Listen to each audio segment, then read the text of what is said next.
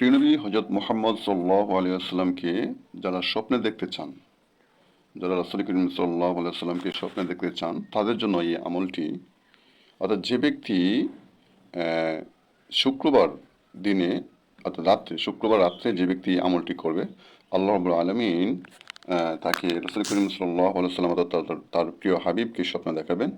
সেই সেই ব্যক্তিকে স্বপ্নে দেখাবেন রাত্রে। অর্থাৎ সেই আমলটি কি, আমরা প্রথমে জেনে নিই আমলটি সম্বন্ধে।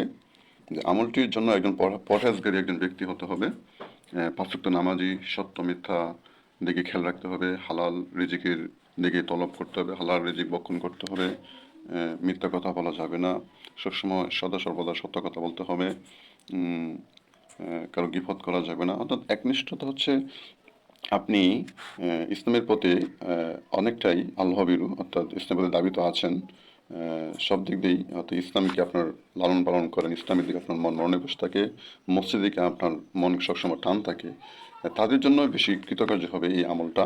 অর্থাৎ যে ব্যক্তি শুক্রবার দিনে রাত্রে এই আমলটা করবে, অর্থাৎ সেই আমলটা হচ্ছে, এক নাম্বার হচ্ছে 2 রাকাত নফল নামাজ পড়বে। এক নাম্বার হচ্ছে 2 রাকাত নফল নামাজ পড়বে মনোযোগ সহকারে। নামাজের পর 11 বার আয়াতুল কুরসি পাঠ করবে। আমি আবার বলছি, 11 বার আয়াতুল কুরসি পাঠ করবে। তারপর হচ্ছে 11 বার সূরা ইখলাস পাঠ করবে। আবার আমি বলছি, 11 বার সূরা ইখলাস পাঠ করবে। তারপরে হচ্ছে যে আমলটা করতে হবে, তারপরে সূরা ইখলাস পাঠ করার পর 100বার দুরূদ শরীফ পাঠ করবে। হ্যাঁ, আবার বলছি আমি, 100বার দুরূদ শরীফ পাঠ করে ঘুমায় যাবেন। ওই ব্যক্তি সেই রাত্রে প্রিয়নবী হজরত মোহাম্মদ সাল্লাল্লাহু আলাইহি সাল্লামকে স্বপ্নে দেখবেন। আমি আবার পুনরাবৃত্তি করছি, যে ব্যক্তি শুক্রবার দিনে রাত্রি সে আমলটি করবে, রাসূল করিম সাল্লাল্লাহু আলাইহি সাল্লামকে তাকে স্বপ্নে দেখতে পাবেন। প্রথমত অজু করে, ভালোভাবে অজু করে পাক পবিত্র হয়ে 2 রাকাত নফল নামাজ পড়বে।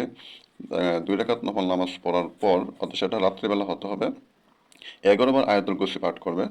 11 বার আয়াতুল কুরসি পাঠ করার পরে 11 বার সূরা ইখলাস পাঠ করবেন।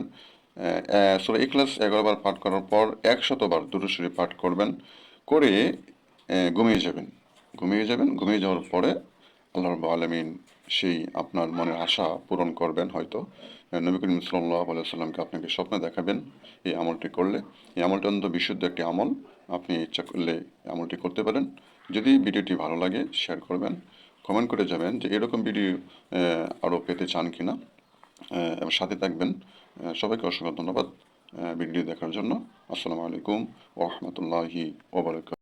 আমার কথা হয়তো কেউ বুঝতে নাও পারেন, সেই জন্য আমলটি এখানে ডিসক্রিপশনে আমি